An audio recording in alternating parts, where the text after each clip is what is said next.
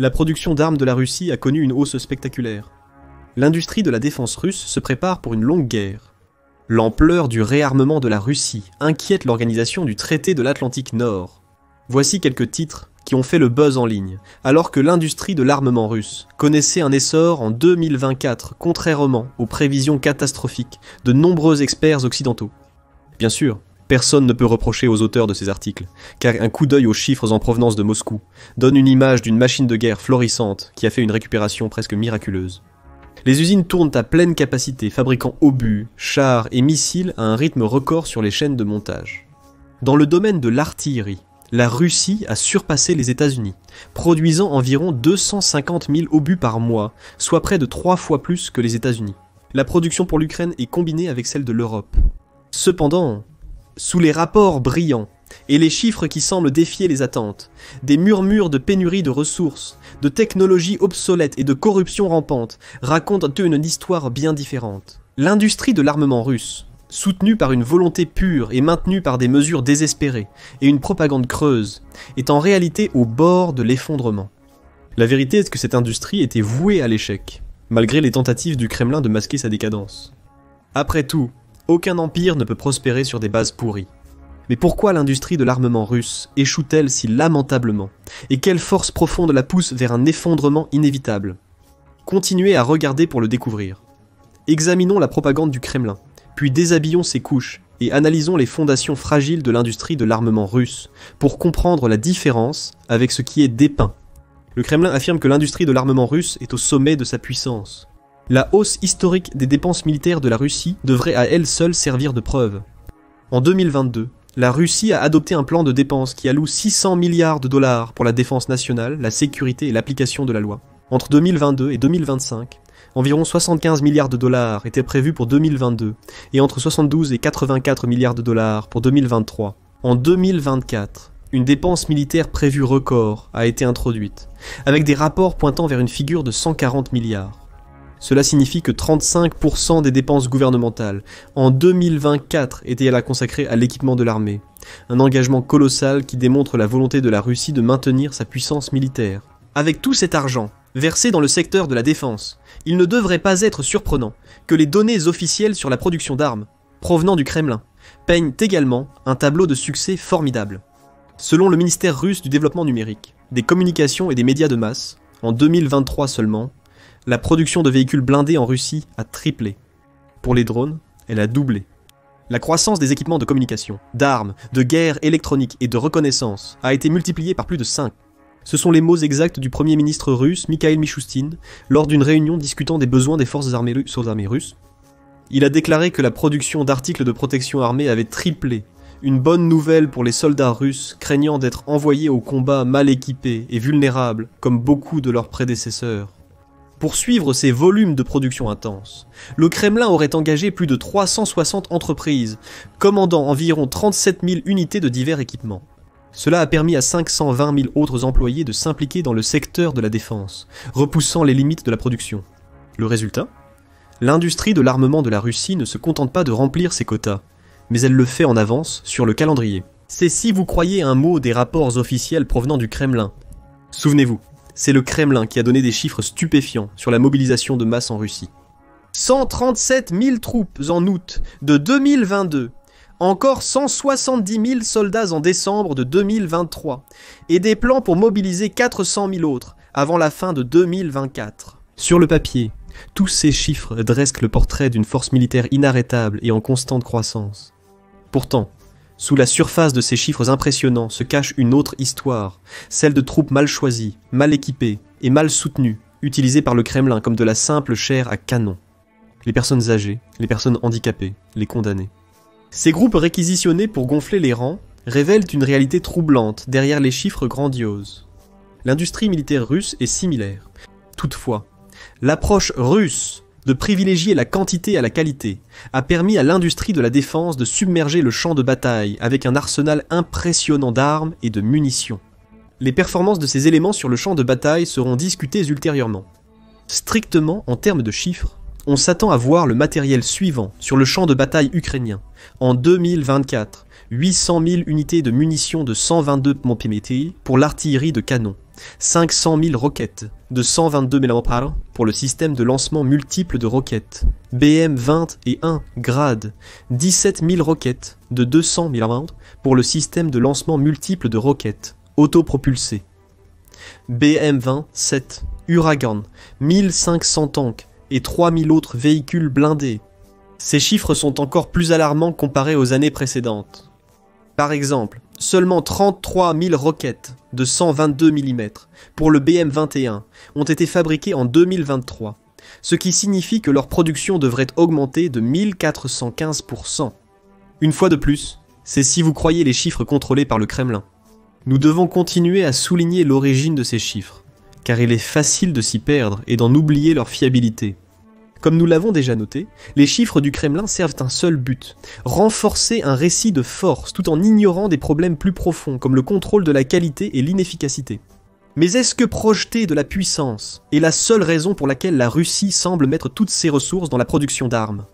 En bref, non. La Russie a besoin de l'industrie de l'armement pour sa survie. Même avant la guerre en Ukraine, la Russie ne pouvait pas exporter d'autres produits à haute valeur ajoutée, comme des voitures ou des smartphones. Les armes ont toujours été un pilier essentiel de l'industrie d'exportation russe, derrière les exportations de pétrole et de gaz. Maintenant, avec les sanctions et tensions géopolitiques poussant la plupart du monde à rejeter les biens et ressources naturelles russes, les armes sont quasiment le seul atout restant à la Russie. En 2024, l'industrie de la défense russe emploie environ 3,5 millions de personnes, soit 20% de tous les emplois dans le secteur manufacturier en Russie. Tous les chars, avions et munitions fabriqués, ainsi que les salaires militaires et les indemnités pour les soldats morts et blessés, contribuent directement au produit intérieur brut ou produit intérieur brut de la Russie. En somme, la guerre en Ukraine à elle seule favorise la croissance économique russe. Mais qu'en est-il des exportations d'armes ? Les chiffres de la production d'armes reflètent-ils également un secteur d'exportation en plein essor? La réponse est un non retentissant. Toutefois, cette réponse a de multiples raisons. D'une part, la Russie ne peut se permettre de vendre pratiquement aucune arme, car elle a besoin de toute sa production pour ses propres besoins militaires, avec le conflit en cours en Ukraine qui épuise les ressources et stimule la demande d'armement. La priorité nationale est de s'assurer que l'armée russe est bien équipée et dispose de suffisamment de fournitures. C'est particulièrement vital lorsque vous considérez les milliards de dollars que l'Ukraine reçoit de ses alliés occidentaux en aide militaire. D'autre part, même si la Russie voulait vendre des armes en gros, elle ne le pourrait pas. Pourquoi ? Parce que presque personne ne se précipiterait pour les acheter.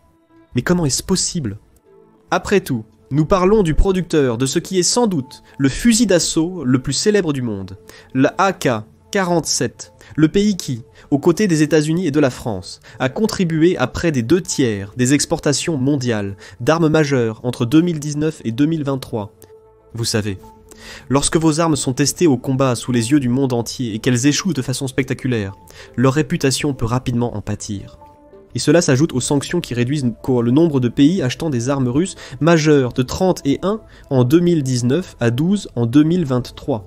L'Inde et la Chine sont en tête parmi ces pays, avec respectivement 5 milliards de dollars et 3 milliards 100 millions de dollars, selon les données de 2019 à 2023. Cependant, même ces deux grands importateurs ont considérablement réduit leurs achats d'armes à la Russie en 2023. Pour comparaison, l'Inde a importé pour 405 millions de dollars d'armes majeures en 2023. Une diminution de 2,5%. Dépensé en 2022. De même, la Chine a dépensé 372 millions sur les armes et équipements de la Russie en 2023, tandis que leurs importations ont presque atteint 600 millions de dollars en 2022, 580 millions de dollars pour être exact. Alors, à quel point les armes de la Russie ont-elles dû mal se comporter pour éloigner ces autres pays? La réponse est évidemment évidente sur le terrain. Même pendant la première année de guerre en Ukraine, alors que les armes russes étaient censées être nouvelles et performantes, l'équipement militaire du pays a connu des taux de défaillance excessivement élevés. Prenons l'exemple des missiles russes. Selon le Pentagone, ces missiles ont connu des taux d'échec de 20-60% dès le premier mois du conflit. Dans ce contexte, l'échec était défini comme l'incapacité de lancer avec succès le missile ou d'atteindre la cible prévue. Parmi les missiles défectueux, les missiles de croisière, en particulier ceux lancés par avion, ont eu les taux de destruction les plus faibles. Des rapports indiquent que parmi les quelques 1100 missiles lancés par la Russie lors du premier mois de l'invasion, certains ont atteint leur cible mais ont oublié d'exploser. Selon le Pentagone, ce phénomène est dû à des problèmes de contrôle qualité et de fusion. Toutefois, dans leur rapport du 25 mars 2022, les responsables du Pentagone ont averti que la Russie disposait encore d'environ 50% de leur stock de missiles. Et malgré les taux d'échec élevés et les problèmes de performance observés, une telle quantité du stock restant représente toujours une menace substantielle. Le 10 mai, la menace russe a presque disparu car selon le Pentagone, la Russie a quasiment épuisé son stock de missiles. Sans surprise, la Russie n'était plus désireuse de tirer à tout va ce qui restait, compte tenu des performances déplorables et du stock en diminution. Donc l'utilisation des missiles a continué à un rythme nettement réduit. Maintenant, la performance des missiles russes est désastreuse en soi. Cependant, cela atteint un tout autre niveau, lorsque vous prenez en compte tous les éloges que l'armée russe a fait de leur technologie de missiles avant le conflit. L'ancien vice-premier ministre, désormais directeur de Roscosmos, Yuri Borisov, a qualifié les missiles hypersoniques russes de haute précision, affirmant qu'ils peuvent détruire des cibles ennemies, telles que des véhicules, des dépôts d'armes, des postes de commandement et des infrastructures, avec une marge d'erreur de quelques mètres seulement. Il a ajouté que ces missiles, faisant principalement référence à des missiles comme le batterie anti-aérienne légère, Bastian, Iskander, Kaliber, KH-101 et Kinzhal peuvent parcourir des centaines de kilomètres et ont un cercle d'erreur probable proche de 0. Cercle d'erreur probable fait référence à la probabilité d'erreur circulaire, qui mesure le rayon dans lequel un missile est censé atterrir autour de sa cible, indiquant sa précision. Donc, un missile avec un cercle d'erreur probable proche de 0 est censé toujours atteindre sa cible prévue avec une précision remarquable. Cependant, la guerre en Ukraine a démontré que ces éloges n'étaient moins que des paroles creuses. Cependant, pour être juste, même les rapports d'avant-guerre avaient suggéré que les missiles russes pourraient ne pas être à la hauteur de leurs prétentions. En 2017, Igor Rosin, journaliste militaire russe, a examiné les missiles russes les plus dévastateurs, qu'ils soient maritimes, terrestres ou aériens. En parlant du missile de croisière naval Kaliba, il a dit qu'il avait une précision de 30 mètres, soit environ 100 pieds. En discutant des missiles aériens, Kach-1-01, il les a décrits comme étant capables d'éliminer des cibles jusqu'à 5500 km, soit 3400 miles, avec une précision de 5 à 50 mètres, soit 16 à 164 pieds. Maintenant, 5 mètres peuvent ne pas être trop, mais 50 sont certainement assez loin du cercle d'erreur probable supposé proche de 0. En réalité, 50 mètres sont loin de la précision requise pour des cibles prioritaires. Ce genre d'écart entre l'attente et la réalité est, sans aucun doute, l'une des principales raisons pour lesquelles l'industrie de l'armement de la Russie échoue si lamentablement. Cependant, ce n'est pas le seul facteur. Plongeons dans les éléments contribuant à la chute du secteur de la défense russe. Commençons par développer la première raison évoquée. En réalité, l'armement russe ne répond pas aux attentes théoriques, poussant la majorité des importateurs à reconsidérer leurs achats au pays. Même si vous connaissez un peu les aspects de technique des armes, réfléchissez-y logiquement. Comment un pays autrefois présenté comme la deuxième plus grande puissance militaire du monde a-t-il échoué à vaincre rapidement l'Ukraine, une nation avec nettement moins de ressources et une armée plus petite? La propagande russe était si efficace que même les commentateurs occidentaux voyaient Yankiv tomber assez rapidement. En effet, les revendications de la Russie et ses actions militaires antérieures, comme ses victoires en Géorgie, en Syrie et sa posture agressive en Crimée, avaient créé un précédent pour un succès rapide. Mais regardons en profondeur. Avec une superficie de 26 900 miles carrés, la Géorgie est un petit pays, presque 10 fois plus petit que l'Ukraine. De plus, lors de l'invasion russe en 2008, la Géorgie avait une armée minuscule de moins de 30 000 hommes qui était mal organisée. En Syrie, la Russie faisait face à une opposition fragmentée plutôt qu'à une force militaire unie et organisée. De plus, les insurgés syriens n'avaient presque aucune capacité aérienne et la Russie s'est principalement limitée à des frappes aériennes dans le pays.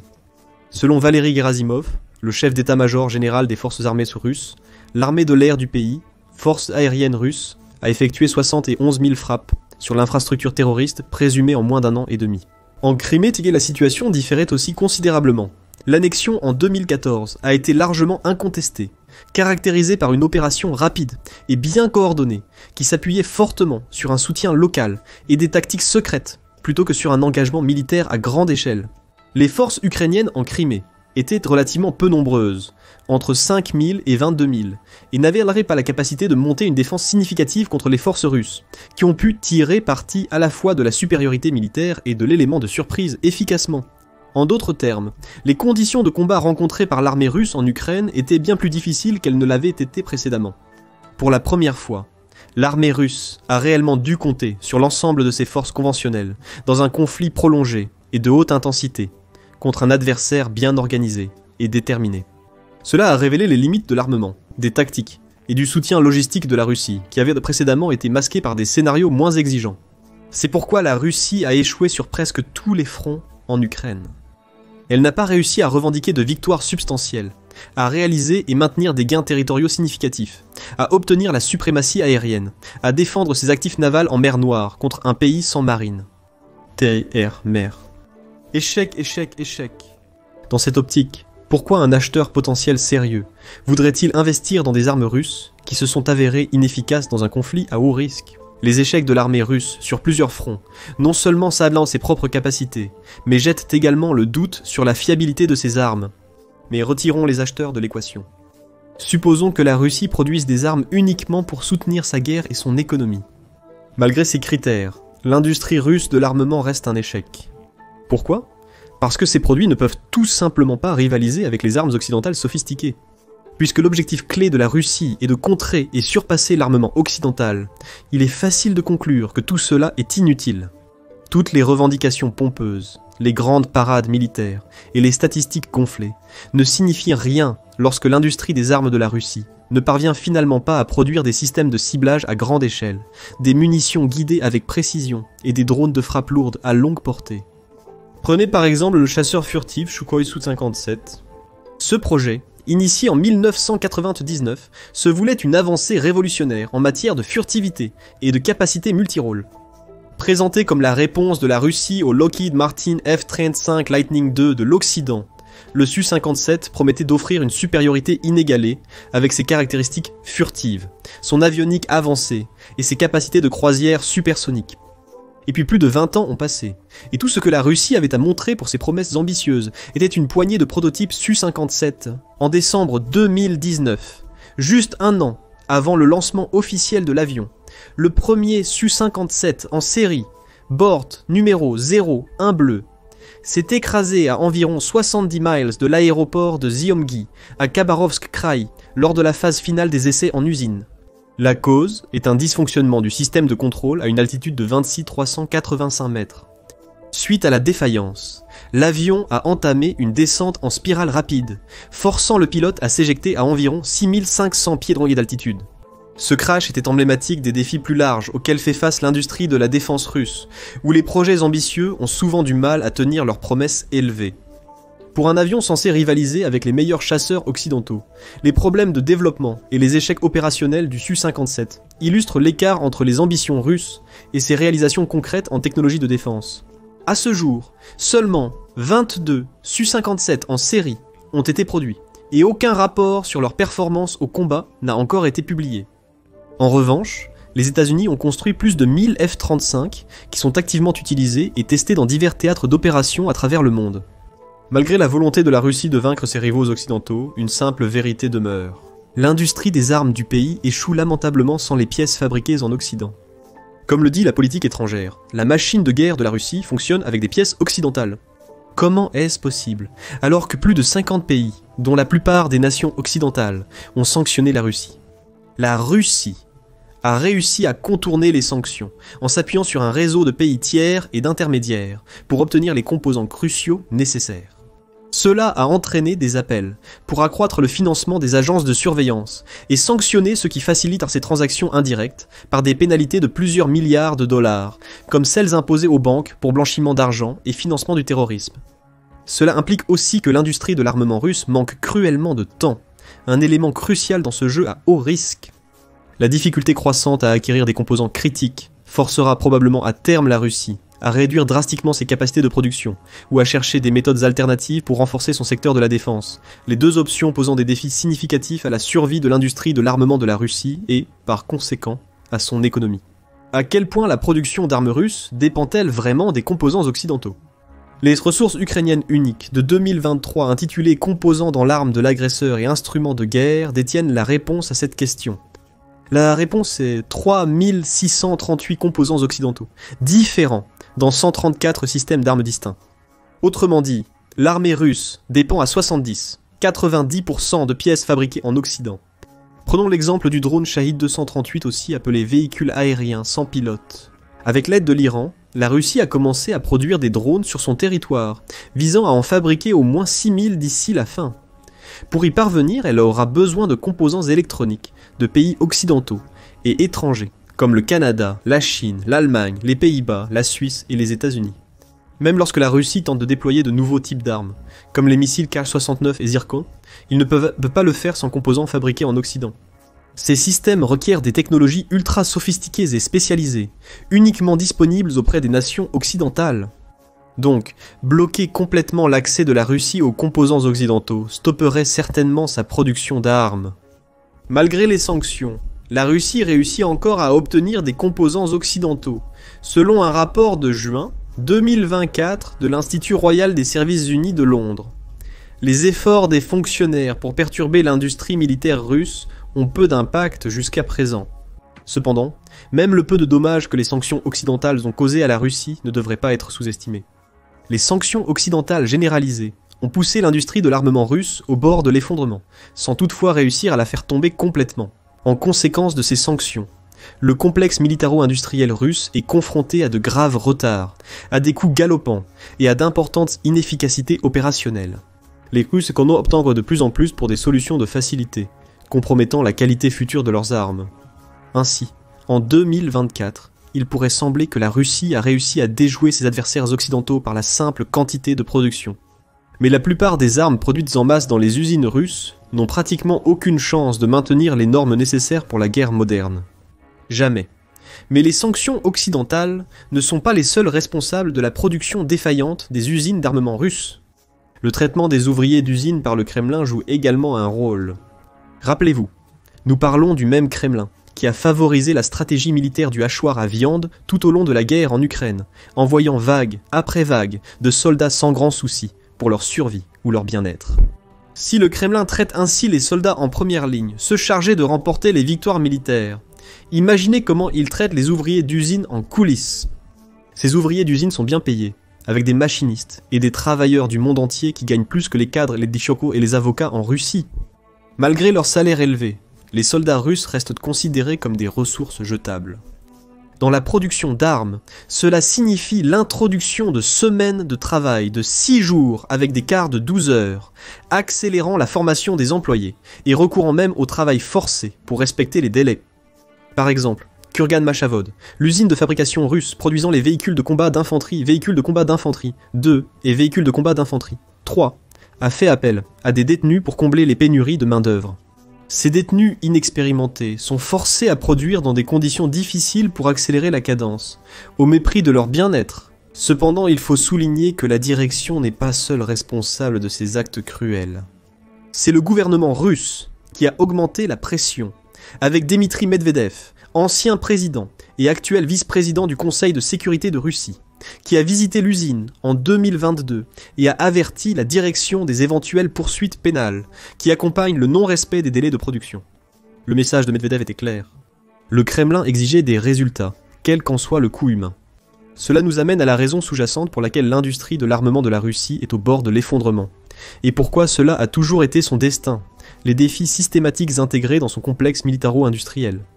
En résumé, ce complexe échoue à cause d'un système gravement défaillant de monopoles étatiques, de corruption et d'inefficacité. L'échec systémique est enraciné dans la résistance de la Russie à adopter le capitalisme de marché libre, entravant l'innovation et la productivité du secteur de la défense.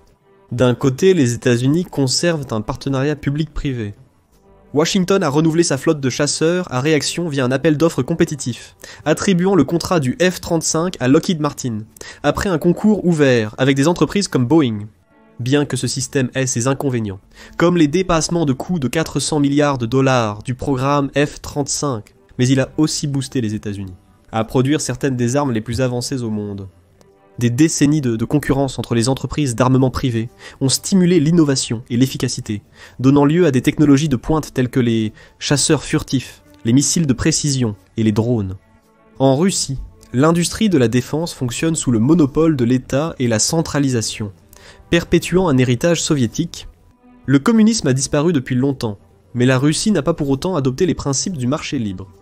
Au lieu de cela, l'État maintient le contrôle sur la plupart des industries, y compris la défense, à travers d'énormes conglomérats comme Rostec, créés en 2007 pour consolider plus de 700 entreprises d'armement. La logique de Rostec était d'éliminer les inefficacités par un contrôle centralisé, mais cela n'a fait qu'empirer la situation. Désormais, il y a plus d'inefficacité dans l'industrie de l'armement russe que jamais auparavant. Cela concerne également les responsables de l'industrie de la défense nationale.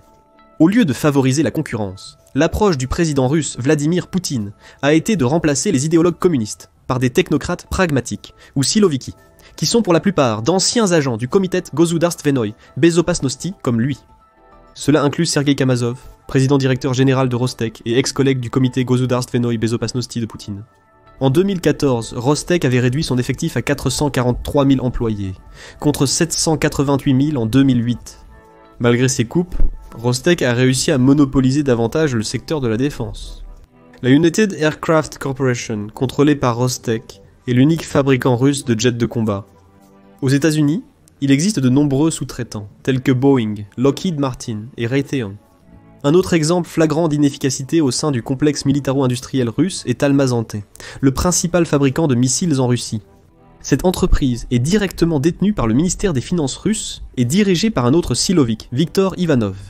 En 2017, sa filiale, NPO Novotor, a réussi à produire seulement 60 missiles de calibre en 6 mois, un rendement lamentablement bas, étant donné que la Russie a tiré plus de 1200 missiles en seulement un mois de la guerre en Ukraine. L'incapacité de l'industrie de défense monopolistique russe à répondre aux besoins modernes du champ de bataille est révélée par l'inadéquation entre la capacité de production et ses exigences. Cependant, aucun défi n'a touché tous les aspects de la société russe comme la corruption, c'est indéniable. La corruption et le copinage imprègnent également chaque centimètre du complexe militaro-industriel. Feu Yevgeny Prigojine, ex-allié de Poutine, et sa société de restauration ont été choisis pour nourrir les soldats russes, évitant les systèmes traditionnels. Les soldats russes se sont donc retrouvés avec de la nourriture périmée tout en risquant leur vie pour leur pays. Selon l'ancien ministre des Affaires étrangères de la Russie, Andrei Kozrevim, la corruption, associée à la peur de réellement en parler à Poutine, a transformé l'armée russe en une armée de Potemkin. Une armée de Potemkin est une force militaire qui semble redoutable et bien préparée en apparence, mais qui est en réalité creuse et dysfonctionnelle. Le terme provient de Grigori Potemkin, un noble russe, qui aurait construit de faux villages le long de l'itinéraire du voyage de l'impératrice Catherine la Grande en Crimée pour l'impressionner avec la prospérité de la région.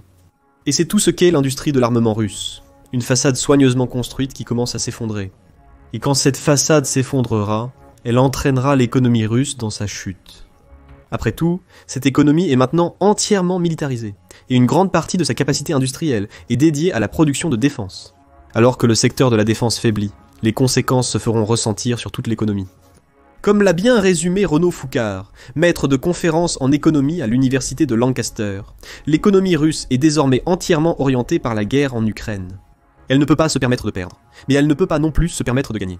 Si la Russie remporte la victoire, les coûts stupéfiants associés à la reconstruction et au maintien du contrôle sur une Ukraine conquise seraient insurmontables pour une économie déjà affaiblie.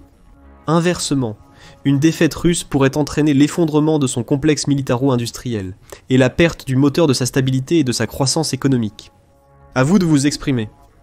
Dites-nous dans les commentaires si selon vous, la ruine est l'unique issue pour l'industrie de l'armement russe. Si c'est le cas, en combien de temps selon vous ce complexe s'effondrera-t-il sous le poids de sa propre décadence? Nous avons hâte de lire vos prédictions. Découvrez maintenant pourquoi les armes russes sont de si mauvaise qualité, ou regardez plutôt cette autre vidéo.